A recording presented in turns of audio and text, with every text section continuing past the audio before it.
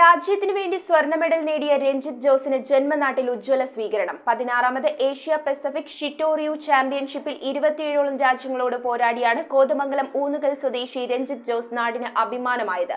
കോതമംഗലം ഗാന്ധി സ്ക്വയറിൽ നടത്തിയ സ്വീകരണ സമ്മേളനം ചെയർമാൻ അഡ്വക്കേറ്റ് പോൾ മുണ്ടയ്ക്കൽ ഉദ്ഘാടനം ചെയ്തു.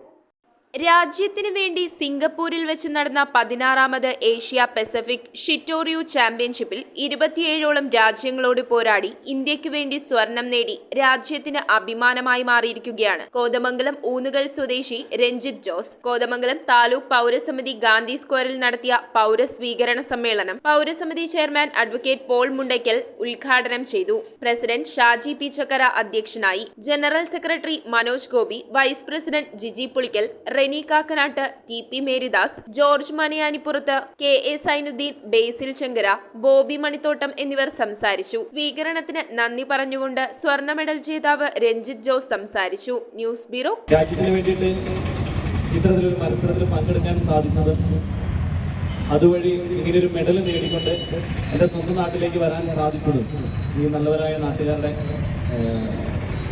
സഹകരണവും പ്രാർത്ഥനയും അനുഗ്രഹവും കൊണ്ട് തന്നെയാണ്.